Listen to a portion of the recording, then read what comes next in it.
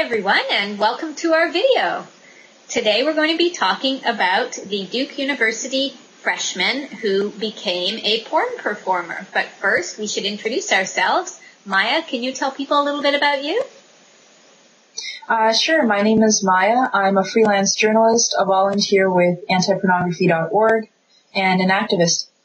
Okay, great. And I'm JC, and I'm the executive director of anti-pornography.org, which is a non-religious, non-partisan, non-profit organization that works to prevent and combat the devastating harms of pornography, prostitution, and sex trafficking. Okay, so specifically today, we are going to be responding to the article that was written by, quote, Lauren A., which is the pseudonym of the porn performer who is a Duke University freshman. And the article that she wrote, it is called, I'm the Duke University freshman porn star, and for the first time, I'm telling the story in my words. So we're going to put a link to that article in the description of this video so you can read it in full if you wish. But basically, the subtitle says, I am a porn star, I am a college freshman, you know nothing about me. However, in the article, she goes on to say quite a bit about her and her position on pornography. And so we're going to be responding to the different points that she makes. So let's begin. What did you want to say, first of all, Maya? I just wanted to mention that, this isn't in any way an attack on her. We disagree with some of the things that she says in her article, and we're going to discuss that in a few minutes. But, basically, there's this misconception sometimes that, if you're anti-porn or if you criticize the porn industry, you're against the woman in it. And I just want to say that for us, that's totally not the case. Again, we disagree with some of the things that she says and some of the things that pornographers say, but, we understand where she's coming from and, we understand why she has to do the things that she has to do. So I just wanted to start off saying that. And also, we're obviously also against, the bullying, harassment, stalking, insults that she's gotten since coming out as a porn star, because there's been a lot of that from her classmates, and I imagine many of them male classmates. And, we're obviously not in favor of that either. So, just throwing that out there. Okay, good. Yes, just to make it clear, we don't support any harassment, intelligent discussion and rational critique, and fair debate. We support all of those things. However, those are all different than the outright harassment that Lauren has received. And just to clarify something, she didn't really come out as a porn performer. She was outed as a porn performer by one of her fellow Duke University students. And so that's a little different. She didn't choose to announce herself to her peers and the world. Somebody exposed her, which, to be realistic, was somewhat inevitable because so many young people watch porn, particularly young men, and at a university with thousands of people, it seems highly unlikely that she could possibly get through 4 years of being all over the internet having sex in porn without one of the male students noticing and letting people know about it. So that's what happened. So now we're going to discuss her response to that occurring and the harassment that came about. And just for the record, this video exists kind of to give our viewers a different perspective on this. So, I actually wanted to start this off by talking about the guys who are harassing her, and it is mostly guys, because one of the sort of themes in her article is that pornography is or can be about equality, and that, women should be allowed to do whatever they want, which we kind of agree with, but, we'll explain in more detail in a bit. And so she presents pornography as this thing that's like totally about equality, and it's about men and women having the same opportunities. But, at the same time, she has these guys from her university harassing her. And, these are guys who, 99.9% of them probably watch porn. Some of them probably have watched her porn specifically. So, if porn is about equality and these guys, if porn was really about equality, why would these guys be harassing her? Like, where does that, bullying, like, I hate you mentality come from? And it's kind of weird that she doesn't make the connection between, their harassment and their bullying and name calling and stalking, etc. And the kinds of attitudes and the ways that women are shown in porn and the way that porn fuels those attitudes and makes them, hate women, disrespect women's privacy, etc., etc. Right. Exactly. And there's definitely a connection between that. She seems really quite shocked that people are calling her names like slut and whore, and seems deeply offended at that sort of language being directed towards her, yet that is exactly the sort of language that is used very commonly in porn, and it is because of men being exposed to that anti-woman propaganda and masturbating to it and internalizing it that they then have those attitudes and then take them out on people in real life, including her. And, some of the other things that are very common in porn is, the very stereotypical scenario where a woman says no, but then she's somehow forced to do the sex act anyway, and at some point she discovers that she really loves it and that it's what she's dreamed of doing her whole life. And that's, extremely common in pornography. And when you have guys masturbating to something like that and learning about sex from something like that, what that's actually teaching them is that, A, women's boundaries don't matter. B, anything you do to a woman, she's always going to love it, et cetera, et cetera. So, they're watching this stuff, they're masturbating to it, they're getting these messages, and they're internalizing these messages, not just like on an intellectual level in terms of ideas, but also, physically in their bodies, what they feel. And to defend an industry that teaches boys these things and then to be surprised when, these same boys, turn around and, take this sort of mentality that they've internalized and take all those ideas that they've learned and act it out onto you. I don't want to sound harsh or cruel or dismissive, but, I don't know what it is that she's so surprised about. Right. And just to clarify, I think it's interesting that I think what she's experiencing is, to a degree, what the rest of women in society have to experience as the result of pornography. Absolutely. Which she seemed, prior to this experience, to be unaware of that. And she was basing what pornography was about on her own personal experiences within the porn industry, where she's very accepted because she's giving them what they want. She's being paid. She's new. She's fresh. Everybody's telling her how great and how sexy she is. And so what she's now discovering that is in the real world for women, when you're living in a misogynist society where men are porn users, that, you can be treated with a lot of hatefulness. And I think that it's sad, but it's important for her to understand that there are consequences to the porn that she's making and the effects that it has on the men, and then after that, the women that they interact with. So I don't know if she's going to make those connections, but they certainly do exist. Absolutely. Okay. And one thing that I wanted to mention for the people who aren't that familiar with this story is the reason that Lauren gives for doing porn in the first place. She actually gives several reasons, but just to put it in her own words, she says, "I couldn't afford $60,000 in tuition.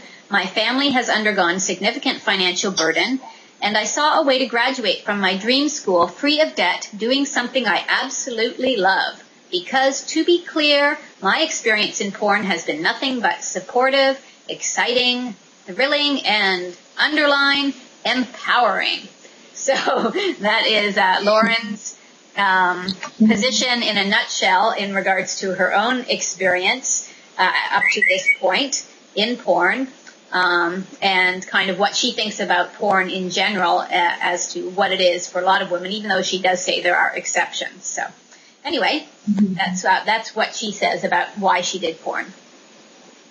Yeah, and it's probably one of, not to be cruel or anything, but it's one of the more honest things that she says in the article, because, needing money very desperately is one of the major things that does get a lot of women into porn.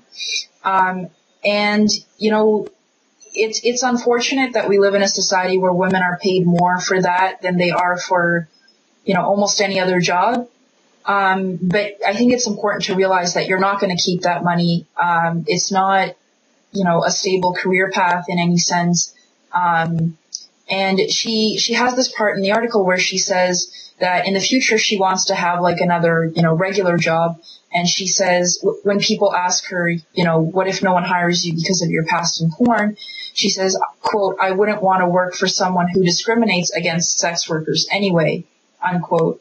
And, obviously we agree with that. And we agree that women who have been in porn or prostitution or stripping, shouldn't be discriminated against and shouldn't be marginalized, and that they deserve empathy and should have opportunities. But the reality is that 99.999% of employers are going to Google your name. They are going to find your porn because we, do live in the age of the internet where everything goes on the internet and stays there forever.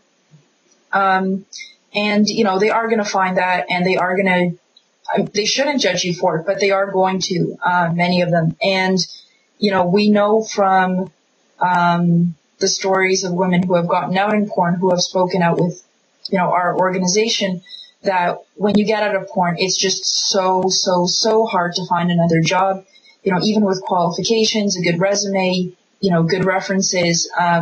It's this thing that's like a giant cloud over you and it just never goes away.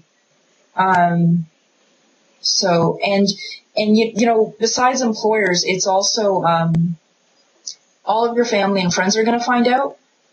Even if you don't choose to out yourself and be public about the fact that you're a porn star, people are going to find out. There was this documentary that I saw, and one of the people in it was this gay porn star, and he talks about how, if you go into porn, you could have like one person that you totally don't want to find out about it, like your grandma or somebody, and even that person is going to find out. Like everybody's going to find out. It's going to be there forever. You can't take it down. They're going to keep making money off of you even when you're broke and penniless and can't find other work anymore.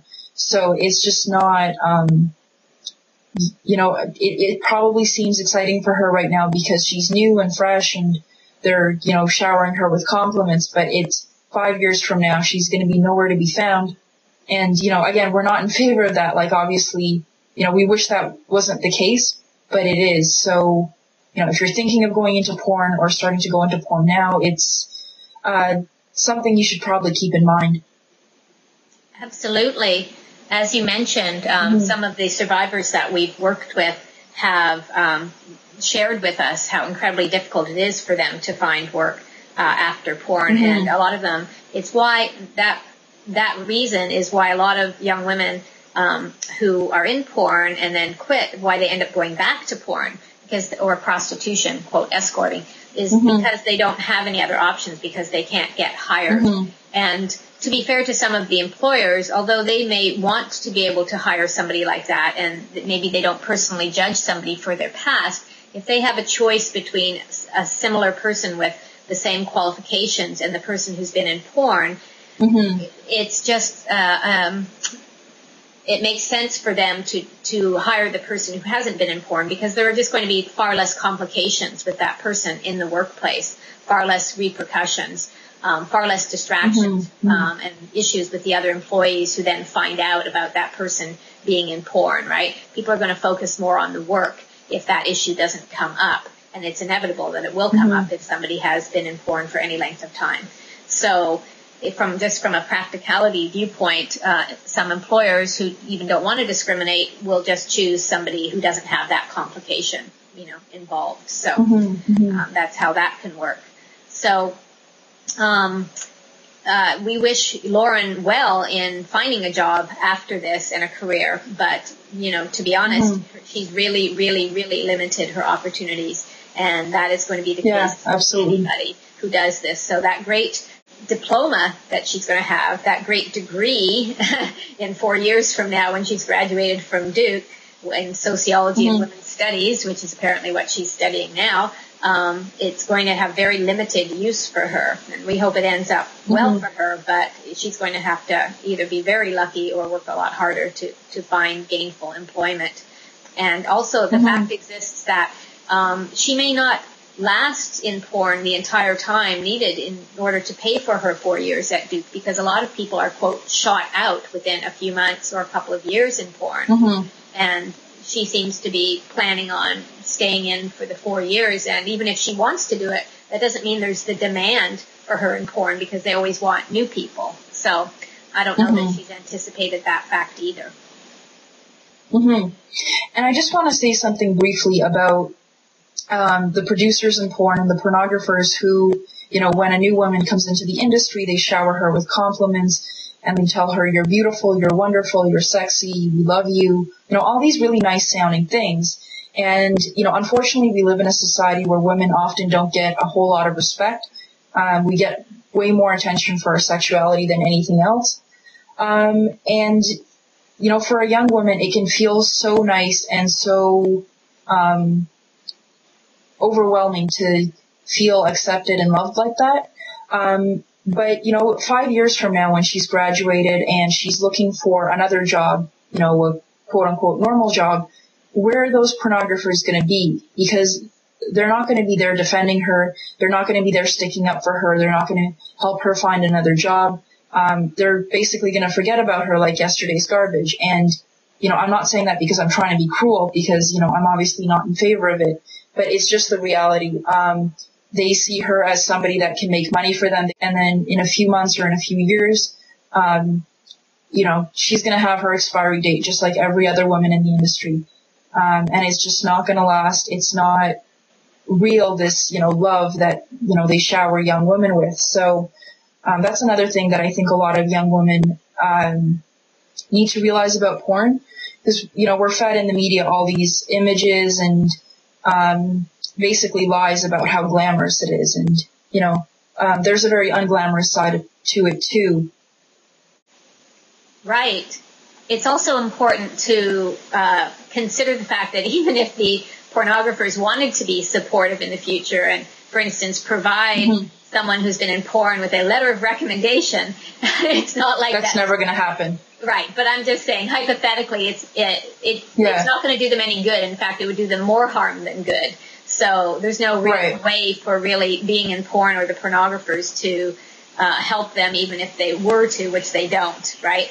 And by the way, I just mm-hmm, wanted to mention mm-hmm. that the, quote, love that they get while they're in porn isn't authentic love. It's just temporary, of course, fake love in order to make the mm-hmm. person do what they want them to do. Okay, that's all. Mm-hmm. Yeah, absolutely. And then she gets in her article, she gets into the whole, we need to make it acceptable, make it fully legal, and then regulate it and destigmatize it. And then it's going to be totally safe. And then all of the problems associated will just kind of go away because we'll have these regulations that are going to protect, the women in it. But we know, there's many countries that have tried legalizing prostitution, for example, and regulating it. And what we've seen with that every time, everywhere, is that it just makes things worse. Like in parts of Australia where they legalized it, trafficking went up 300% in the first year alone.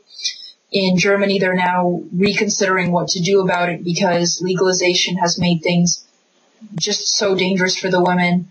The Netherlands, there's also trafficking, gang violence, and other associated problems that have just gotten worse since it's been legalized. So, the idea that stigma is the problem and a lack of regulation is the problem, there's just no evidence for that. And the real problem, in our opinion, is that, many men in the society unfortunately feel entitled to do whatever they want with women's bodies and to abuse women's bodies. And pornography and prostitution exist specifically to feed that entitlement. There is no regulation that can make it better because, it's sort of inherent in pornography, prostitution, the sex trade. So, I admire her idealism and, of course, less harm is always better than more harm, but there's just no evidence that the whole regulation model works. So just something for our viewers to think about. Absolutely. And she also makes other statements and asks other questions along those mm-hmm. lines about how women in the sex industry are stigmatized and have other problems within society. And she says, for instance, why do we scorn, threaten, and harass them? Why do we deny them of their personhood, et cetera, et cetera?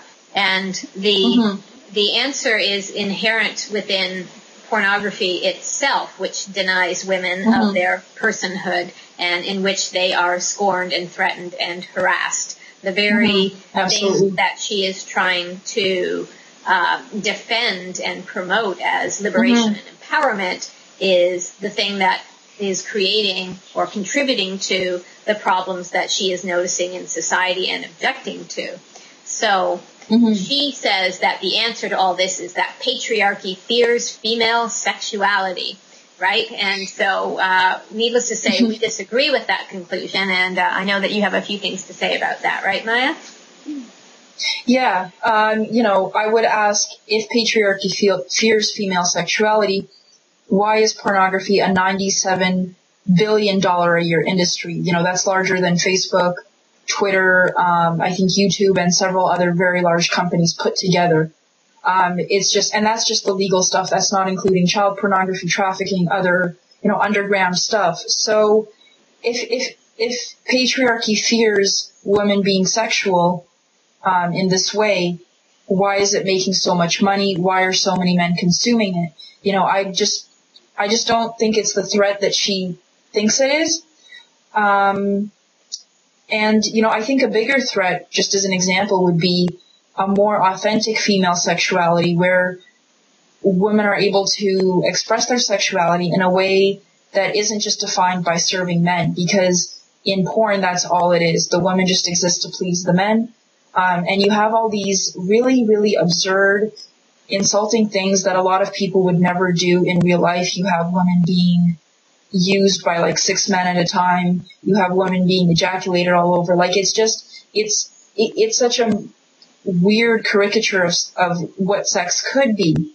And, if she were saying, if she were trying to promote some kind of authentic female sexuality that wasn't just about pleasing men, I think that would be, a much bigger threat. But, pleasing men in this very, very stereotypical way that makes tons and tons of money for rich men and that tons of men are going to consume, I just don't see how that's some kind of threat to male power.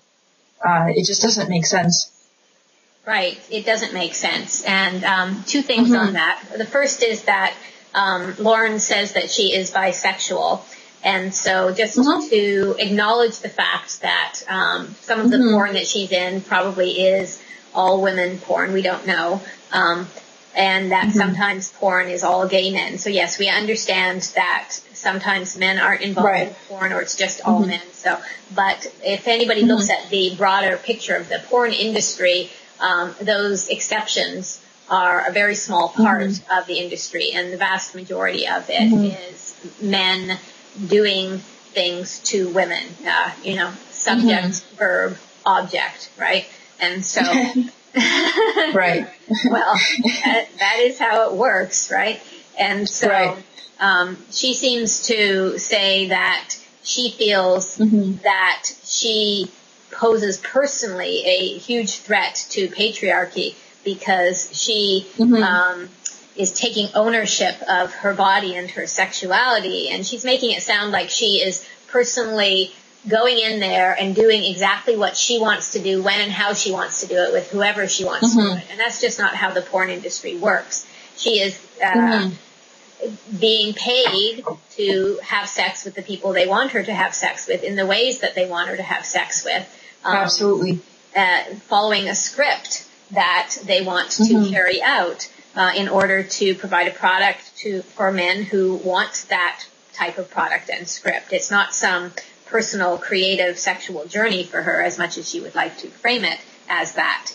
And so she may disagree with that, but, the reality is that's how businesses work. You don't get paid to show up and do what you want, when you want, with who you want, how you want. You get paid to do what the pornographers want you to do and what there is demand for. So just wanted to clarify that.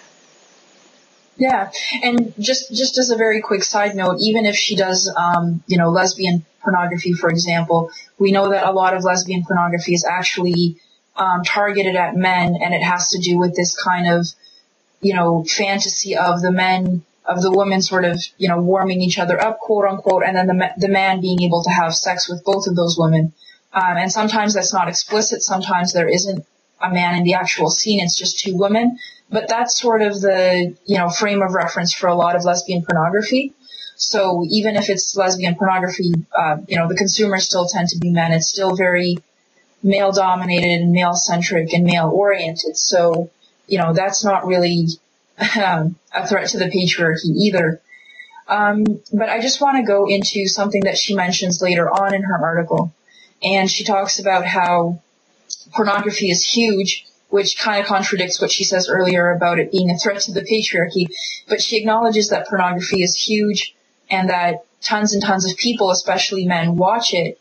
And she says, we live in this culture where people watch porn and they use it and it's part of our culture, but people aren't willing to talk about the ugly aspects of it, and they're not willing to talk or think about the exploitation, the abuse, the rapes that sometimes happen.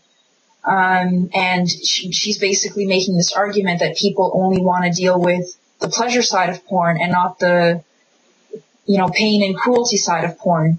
And I think that's something that we would actually agree with very strongly, because it's very true.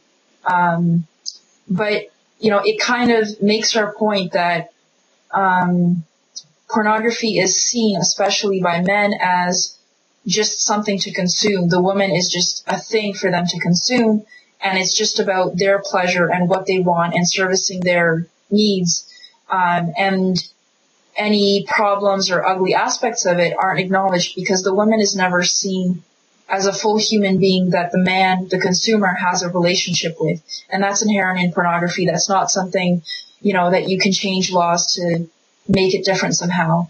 Actually the point of pornography is for men to be able to consume women, and sometimes also gay men, and sometimes also transgender people. But, it's a very one-dimensional relationship that the consumer has with the women in porn.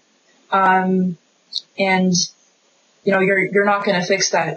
Again, I admire her idealism. I admire her courage in certain respects, but it's inherent to pornography. And the sooner she realizes that and gets out of the industry and stops defending it, the better for her and for other people, I think. Right. Absolutely.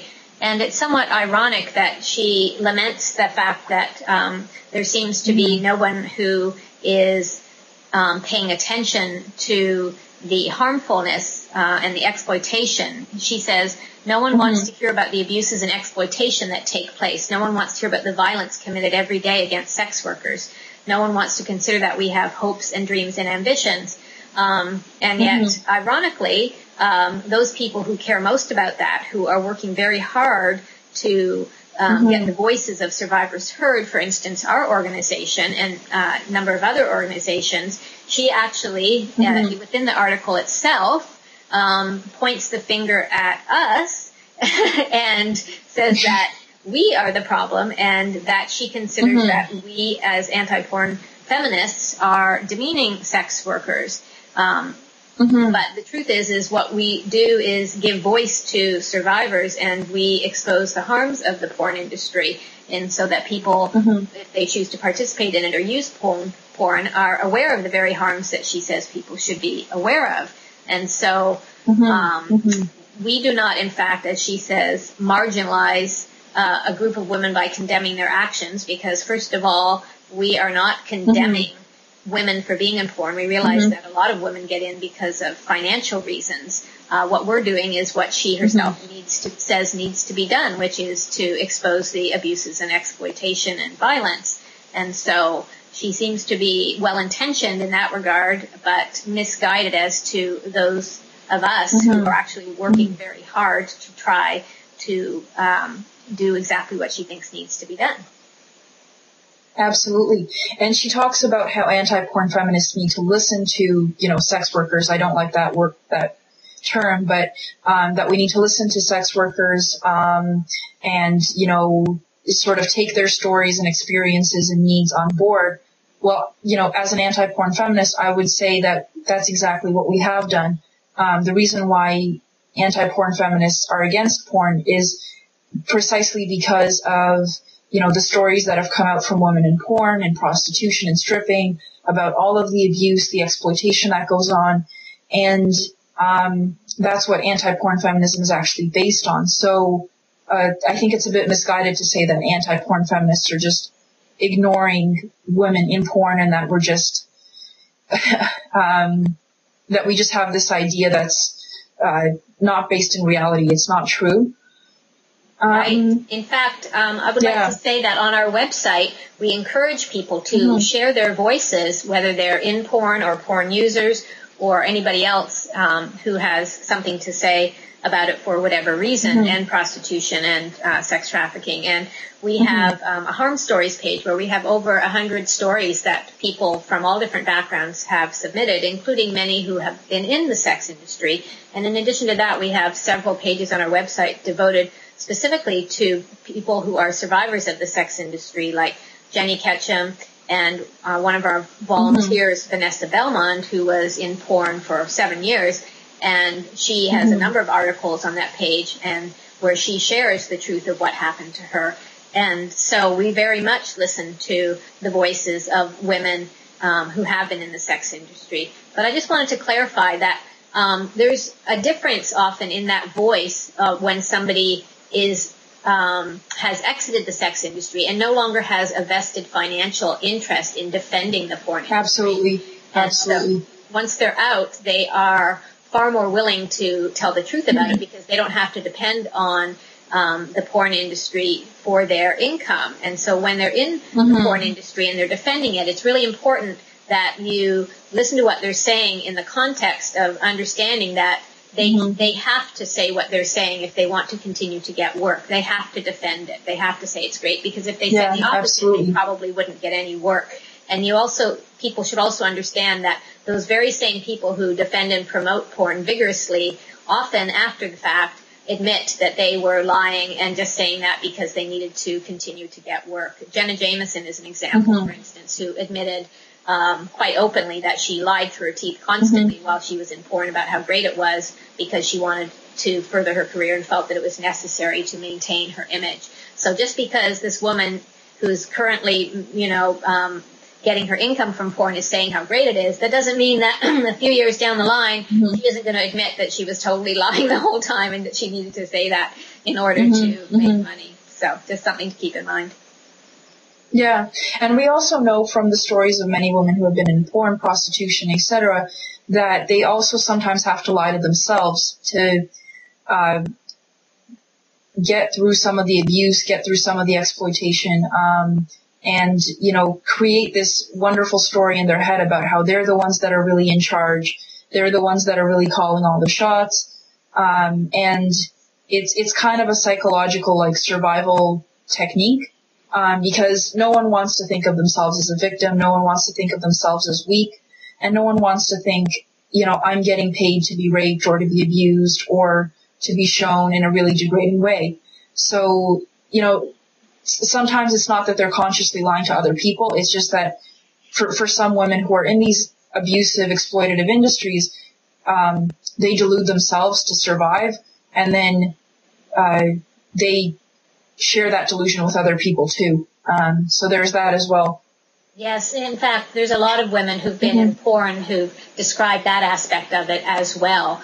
They talked about how they had to maintain that denial about the reality of what they were doing and the consequences on themselves and others in order to continue. And it wasn't until they exited, for some women, that they could admit not only to others but to themselves the truth of what was really going on. And so it seems that Lauren is very much in that position right now, that she has to make what she's doing okay and describe it as liberating and empowering in order to continue, whether she's aware of that consciously or not.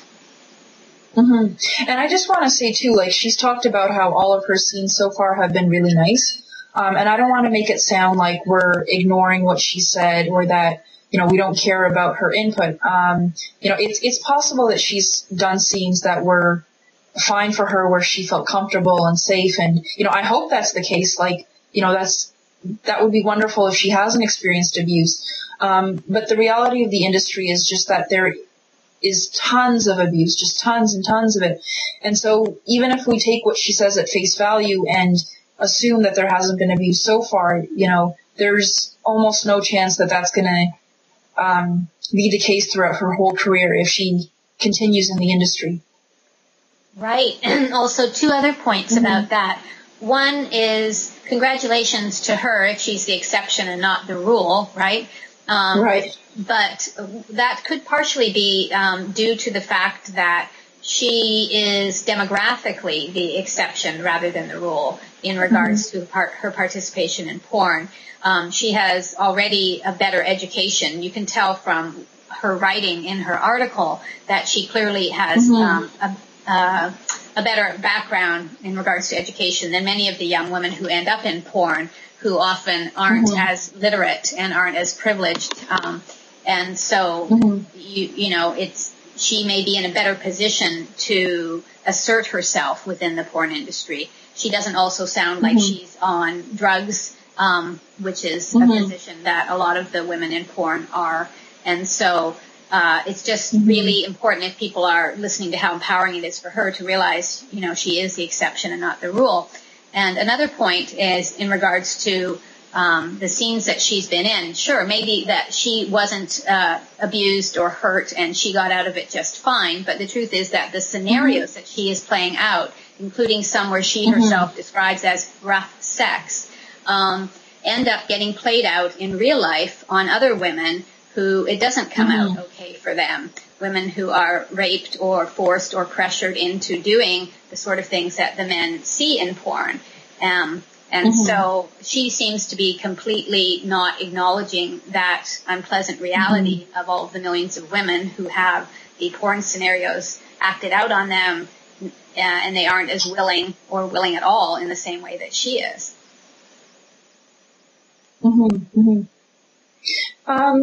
So I don't really have much more to add. I would just say for young women watching this who are either thinking of going into porn or thinking that maybe it's not so bad because she said all these nice things about it, or who are going into porn, like starting out right now, I would say don't do it. Get out as soon as you can. There's just tons of abuse, and, if it doesn't happen the first time, it'll happen the 10th, 100th time, whatever. It will happen. It's inevitable. I wish it weren't, but it is. And, the money that you're making is not going to last. It's not a stable career. You're going to be tossed aside like garbage at some point because they want new flesh. And all of those sweet words that they're telling you at the beginning, telling you that you're sexy and lovely and wonderful and beautiful and blah, blah, blah.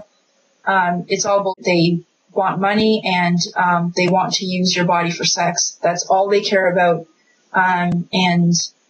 We know that from the stories of so many women who have been in porn and who have spoken out. So, don't think that this is going to last. Don't think that, it's some kind of stable career path. Don't just assume that it's this glamorous, sexy thing and that there aren't very real consequences for, all of the different aspects of it. Right. Not to mention that it's going to follow her to her dying day. Absolutely. Literally. Absolutely. When she's an and everybody is going to find out. Every family member, every employer, every friend, people are going to find out. It'll happen in different ways, even if you don't have it yourself. Something will happen. Somebody will find it. And the next thing you know, everybody's going to know. It's just inevitable in, this day and age with the internet. It's going to happen.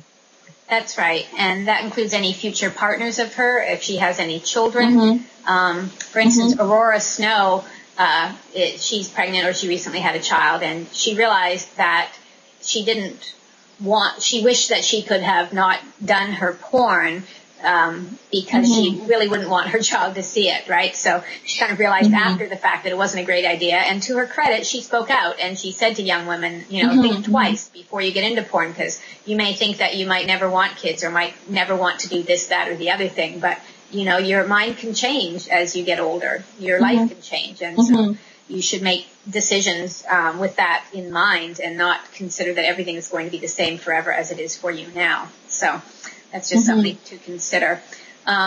something that I just wanted to address that she also says here in her article. She seems really puzzled why people are called whores and bimbos. And she says, where does that language come from? Well, obviously porn, right? And she says that she wants to be... And that's the language that the pornographers themselves use.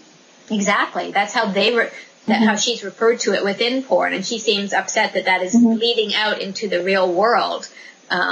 But it's a result of the pornography that she is participating in and supporting. And so I would hope that she would understand that and realize it doesn't just stay in its little porn bubble where everybody's consenting and somehow it's all okay to use that language within sexual context, but then it's really bad otherwise. I mean, the fact is it does bleed over into real life. And she says she wants to be treated with dignity and respect, and she wants people to acknowledge her humanity and the humanity of other women in porn. And that is, of course, what we would wish for, too, for all women, for all people, regardless of what they do, to be treated with dignity and respect and have their humanity acknowledged. But she's fighting a losing battle there because porn itself does not treat the people who perform in it, whether men or women, with dignity or respect, and it doesn't acknowledge their humanity. It thrives off of degrading their humanity, as anybody knows who has seen porn lately. And so if she wants women or herself or others to be treated that way, then the best thing she could do would be to quit porn and to speak out against it and help put an end to it. Because as long as porn continues, it's going to be putting that propaganda out in society and continuing to encourage people to not treat others with dignity and respect. So that's something that she could consider and others could consider as well. Okay, so is there anything else? Absolutely. And there's one more thing that I just want to say in response to what you just said. I don't want to make this like too abstract, but basically I know there's people out there who are going to be thinking, why don't we just make less violent porn, and why don't we make porn more consensual, less abusive? Why don't we have like healthier representations of sex? And that would obviously be a lot better than what we have now. I'm always in favor of less suffering and less harm to everybody. But the fact is that nudity and sex are only half of what pornography is about. And people get confused because they think that's all it's about. It's not. So nudity and sex are one half. The other half is the violence, the cruelty, the exploitation. And that's inherent in porn because it's part of the shock value. When men, consumers in general, but especially men, watch pornography on a regular basis, they tend to get bored with things that they see all the time. So they keep needing more and more extreme things to keep them, on the edge of their seat, so to speak. And it's just kind of inherent in the industry and in the genre that there's going to be this cruelty, this exploitation, this, how can we find a more disgusting, more vile way to do something to somebody else sexually? That's very much built into it. And so it's not just a matter of like trying to create like nonviolent porn or something, or feminist porn. I have another video with AntiPornography.org about feminist porn and why it's not really what it claims to be. So it's not a matter of reforming porn, making it better somehow, making it less violent. It's about ending that kind of entitlement that men in particular tend to have, to where they feel like they can buy other people for sex. Right, absolutely. And to be clear, Lauren isn't even advocating for less violent sex, as if that would I know, but I'm just saying for our viewers out there, right, exactly. Some people would think that would be the solution. She stands, quote, I also stand by and defend the right of adult performers to engage in rough sex porn. So, so in other words, well, porn in which women are extremely degraded and harmed and may end up with bruises or hurt or tortured or that sort of porn, right? So, finally, Lauren ends the article with, she says, as for my professional career, I have no current plans to quit porn, and I refuse to let ignorant people deprive me of the education that I have worked incredibly hard to achieve. I'm going to graduate, I'm going to pursue my dreams, and I will hopefully galvanize change in the world wrought with gender norms and sexism. So, to that we say, as long as porn continues to exist and be promoted and defended, unfortunately, because it encourages, promotes, glamorizes, supports sexism, you know, she's going to have a very hard time accomplishing that goal because she's going to be working against herself by being in porn. Because pornography is the epitome of sexism. It is the propaganda of sexism. And it's somewhat ironic that she doesn't seem to realize and acknowledge that. But we can only hope that she will at some point. She's young. If she's a freshman, she's probably 18 to 20. And so there's a lot of growing up to do and a lot of learning to do. And this experience here where, you know, all of this harassment occurred for her after she was outed as a porn performer, she seemed shocked by all of it and called it a rude wake-up call. So we assume that life will continue to, you know, provide her with experiences that will help to wake her up in various ways and help her learn things. And perhaps at some point she will understand how the things that she says that she wants to achieve, like a world without sexism and one in which people are treated with dignity and respect, how that's not compatible with porn. And therefore it's in her best interest to not participate or defend it anymore. Absolutely. Okay. Is there anything else you wanted to say, Maya, about this topic? No, I'm good. Alrighty. Great. Okay. We're glad you're good. All right, good. So I just wanted to say that Maya mentioned a video that we did discussing whether or not pornography can be feminist, and we want to promote that video to you people who are watching this one. It's on a different channel, and it's another one of our channels, and it's really good. It is a companion piece to an article that Maya wrote, which appeared in the online magazine Fair Observer, and it was an excellent article. And so we hope people take the time. Yeah, it was. We hope that people take the time after this to go and check out that video and read that article as well. Okay, and also viewers out there, no doubt you have a few things to say, and we want to hear from you. So please feel free to comment respectfully, and both Maya and I will be happy to respond back. Okay? All right. Well, thanks a lot, Maya, for participating in this video. No problem. Thanks so much for having me. All right. You're welcome. And thank you, viewers out there. Please don't forget to like, share, comment, subscribe, and all those other good things. Okay. Bye, everyone.